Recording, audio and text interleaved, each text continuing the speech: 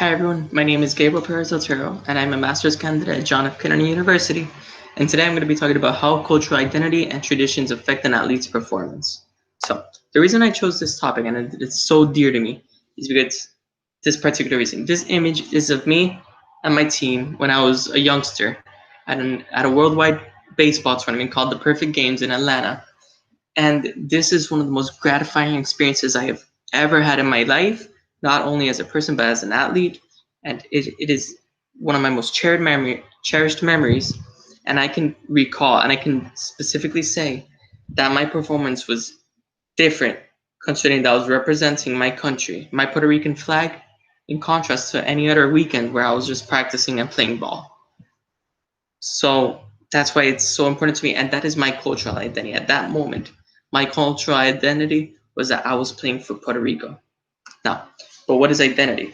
So, identity comes into being for an individual based on the exploration and commitment of the following elements that are from Erickson's psychosocial theory, and it is a sense of self through an intense exploration of personal values, beliefs, and goals.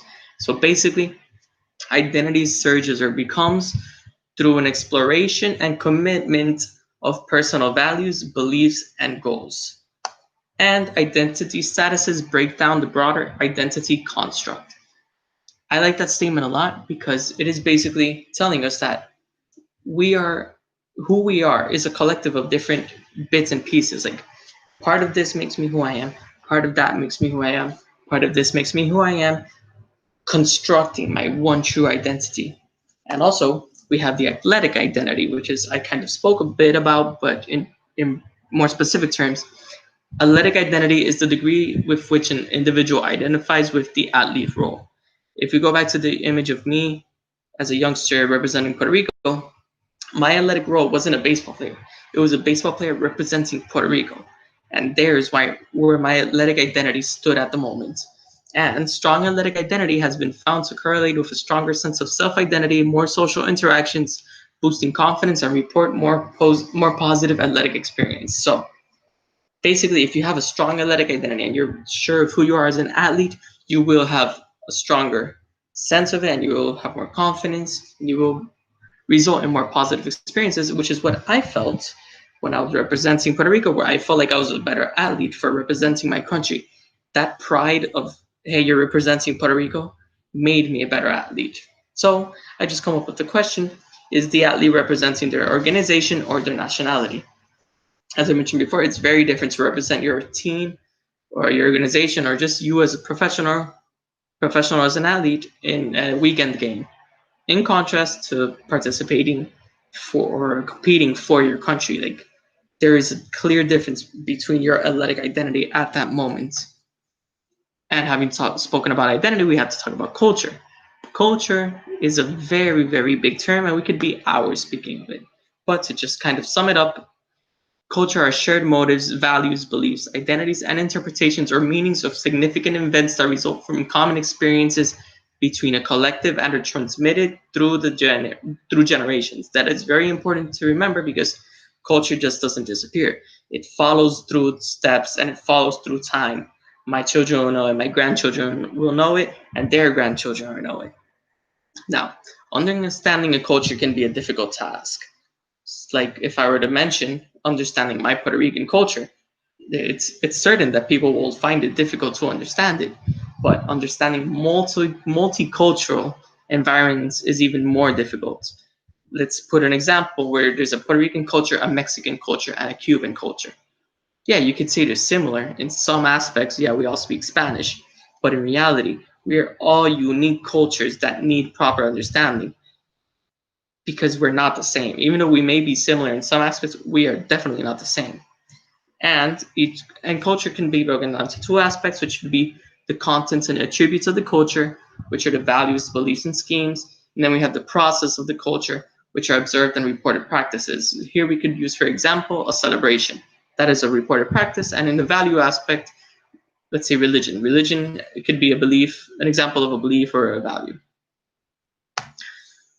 This article from Heavy Runner Morris is very dear to me because it's their speaking from their indigenous perspective on how important culture is to them and most of what I'm going to mention here are direct statements from them. And our worldview is the cultural lens through which we understand where we came from, where we are today, and where we are going. That statement resonates with me very much because I, as a person, would not be who I am without my culture. I am 100% confident that my culture defines who I am, and I wouldn't be anybody without it. A culture's worldview is grounded in fundamental beliefs which guide and shape life experiences of young people or people in general. So basically, culture molds you into who you are. And it's very important because culture is rich with ways to teach worldview philosophies or the good way of life through traditional languages, ceremonies, dances, blood systems or clans, music or arts, medicine, food, storytelling, and more. Like we will see this soon with some images that I brought, and these very powerful statements that resonate with me. I love them.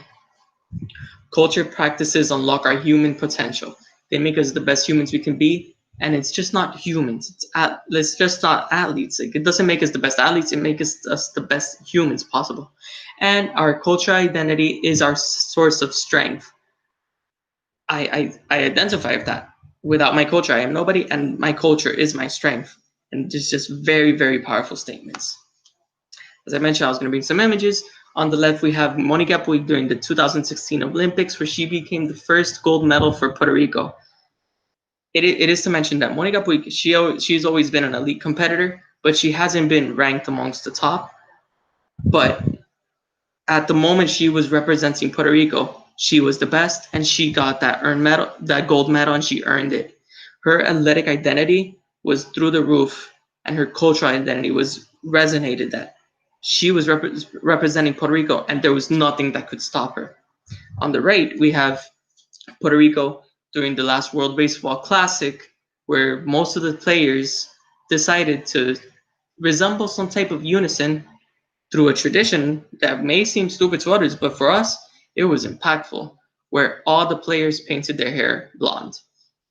It could sound ridiculous, it could sound stupid, but that action of painting their hair blonde, everybody, caused a unison between them and enhanced their performance as a team and more team cohesion. Another example, this is something that I am truly inspired by, and it is the All Blacks from New Zealand. Their hakas, the ceremonial war cry they do before every game, for me is completely inspiring. And it is the representation of traditions, culture, their cultural identity, and how this makes them better humans and better athletes. And they just bring it to the field. And here I'm going to share a statement. He is an all black. He is a man in black. He's clad in black because that's the color of his being, the color of his past, his present, and his future. He is proud to be in black because it's his country's color, and when he wears the black jersey, he is wearing his country on his sleeve and on his heart. Just imagine, just hear it out, and how powerful it is, and how much it means to these athletes to represent their culture. And it just brings more emotion, more desire, more dedication, and more spirit to the game. So we have mentioned how different things affect people, how culture affects them, but there are a lot of different things that could affect the culture of a person and it's their surroundings, their environment. So we have the social ecological model, and this has 5 different orbits that we can see here on the right. And it basically starts off with the individual orbit, which are basically the personality traits, who we are as individuals and what do we believe in. Then we have the interpersonal orbit, which are the family and social networks, basically the inner circle, what immediately surrounds us. Organizational, rules and policies. Here we can have, for example, schools, sporting organizations that teach us rules and teach us like that's the basics of society. Then we have the community orbit, which are social norms and standards.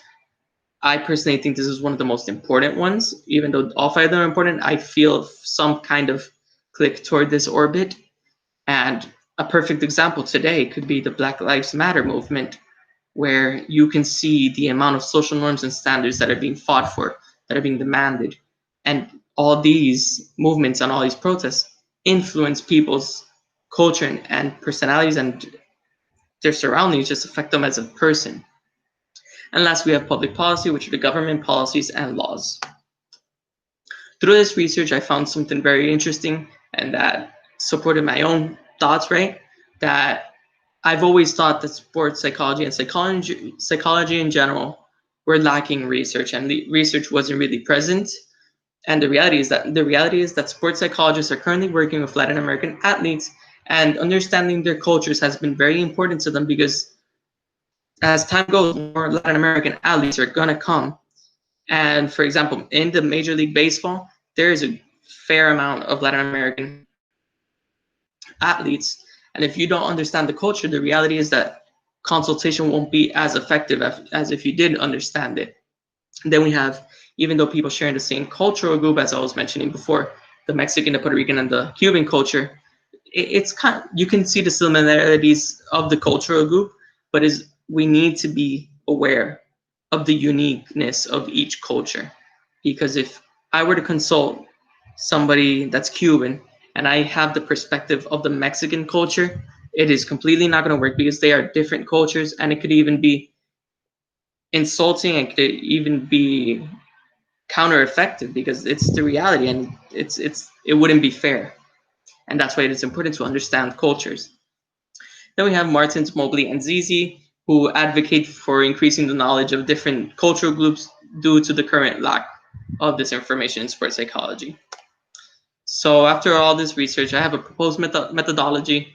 If I were to work, and if I'm going to continue to work in this field, I would have a mixed approach of quantitative and qualitative experimentation, because even though we can quantify these results, these findings, and the perspective and the environment of these people and different cultures, most of it is based on the people's experiences, the people's beliefs, values, and that's a lot of quantitative information to gather, and a lot of it is based on what the participant will share with us. I would also like to have a strong focus on researchers' observations because, as I was mentioning, a lot of it is quantitative and a lot of things can be mentioned and spoken in a nonverbal type of communication. For example, the haka. Even though there is verbal, the hand gestures and the movements that are happening in that precise ceremony are things that we need to observe, and how people react to those is very important. Sorry. I would like to have inclusion of as many possible cultural backgrounds because, as I was mentioning, it is very important to understand different cultures, to not get them mixed up and to not mention one culture in place of another when that's not the reality. And lastly, I would like to have a longitudinal and extensive research because culture isn't going anywhere, and culture lives on with every person, and every person feels identified with it. And the same goes with the athletes. They are not going to lose their culture. So I would like to have an extensive research of not just a year, because in a year, that could be a certain moment in their life. But the fact that culture is present in their life continuously can speak a lot more. And that's what I would like to focus on, knowing the different aspects of their life and how culture has affected those different aspects in their professional career and in their just in general life. And these would be my references. Thank you so much for stopping by. I hope you guys liked it.